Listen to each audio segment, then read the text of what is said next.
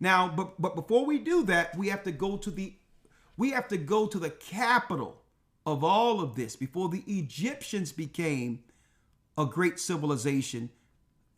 Thank you, due to the Shemitics or the Israelites who came in to Egypt. That's when Egypt became great. Well, they were being ruled from what? From the land of Canaan, which means the construct of empire and all that after Babylon was moved towards what? The land of Canaan.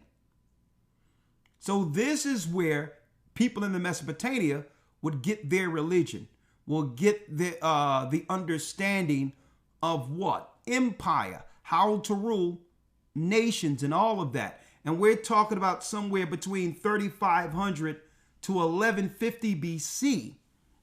If you want to talk about the height of the Canaanites' power, called the Bronze Age.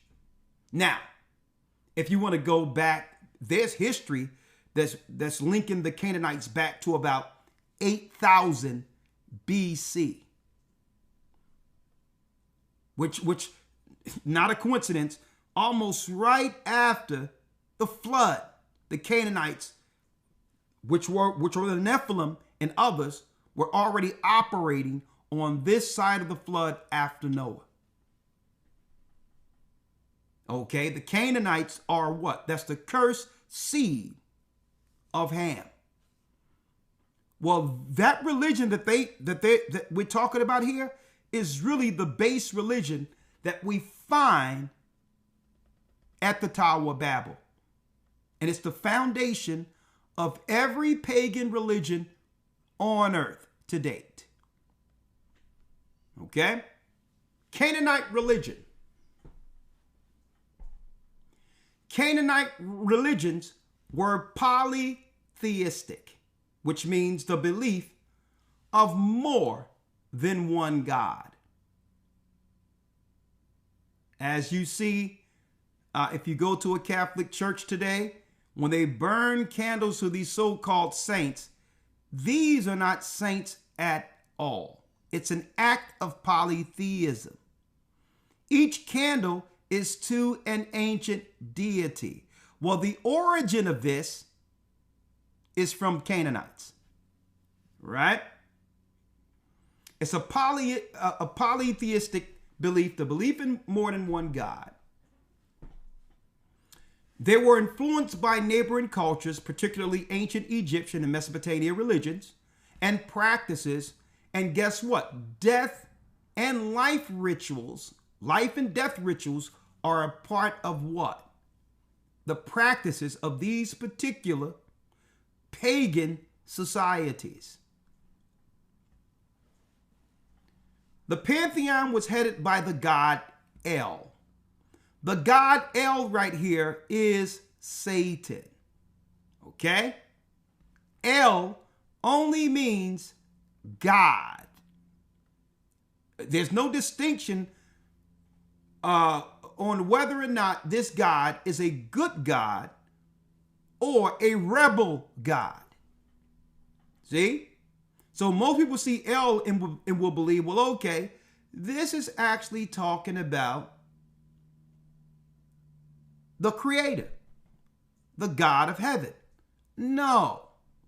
Back then, the ancients understood the history or the knowledge of the fallen gods who ruled earth. So when you see El here, it's not speaking of our God. It's speaking of the God who was given power once Adam lost dominion. Okay? So when you go back, it talks about El and his consort, Ashara. She had many names, even linking into the goddess at the Tower of Babel, Semiramis or Asherah or Astoreth. Okay? With other significant deities including Baal, Anat, Astarte, which is a Hellenized Eastern goddess, Ishtar, where the word Easter comes from, Dagon, Now, listen to what they believe when it comes to the dead. Going into our lesson, revealing the resurrection revealed. Canaanite religious practices included animal sacrifice. Okay. Veneration of the dead. Veneration of the dead and the worship of deities through shrines, like you see through shrines, like you see with your Catholic Church and others, in your mosque and others, sacred groves, like you see the Washington Monument, that's a grove.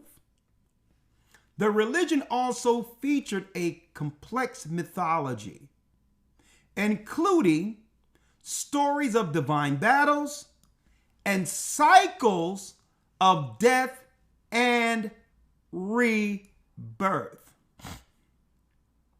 So when you hear about reincarnation, it has what? Its origin in Canaanite roots. Satan's religion. The Canaanites is the religion that opposed the true beliefs that came from heaven from the beginning. Satan's religion. So the origin of rebirth, cycles of death and rebirth, as well as reincarnation, was and is what, brothers and sisters? Yes. It's a Canaanite concept. I don't care who practices it today, who believes in it today. That concept, be living a cycle of life with another opportunity to live on earth again, came from the Canaanites. Now why would Satan institute such a belief? One might ask.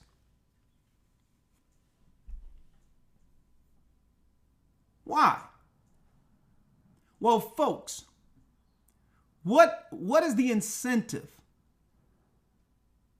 of doing good or following rules if you're just going to have an opportunity to mess up this life and come back and try it again? That's a trick that he played on people, knowing that what? Man is subjected in his spirit towards what? Towards satisfying what came from the fruit. Man is fallible. Man is weak. So here it is. If I can play on that weakness and promote sin, people would have a conscience towards what? Operating in their lesser being.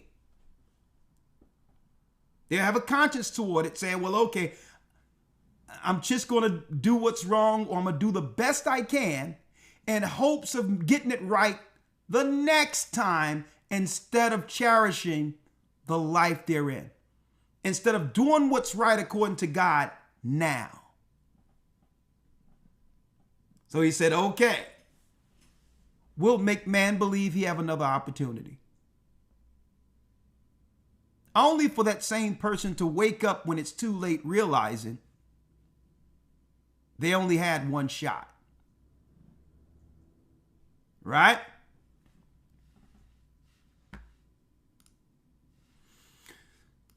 So the origin of these religions, I'm going to teach a lot of this in the academy, but gives us some insight to what these ancient these modern day Babylonians, called Hindus and Asians, what they truly believe when they come over here amongst us with their so-called enlightened religion. What do they believe? What do Hindus believe? Journey of the soul after the death in Hinduism.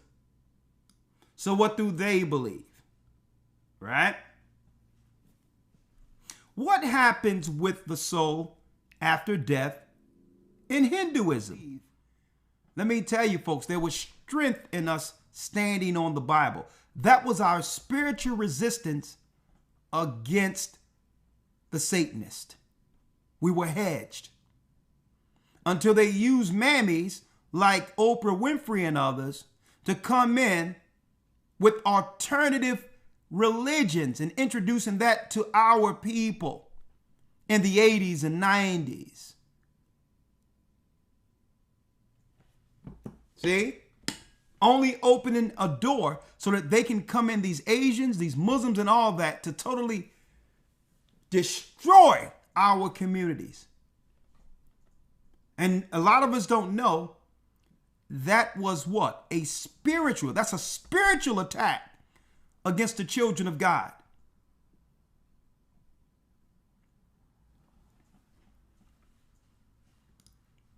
What happens with the soul after death in Hinduism? Well,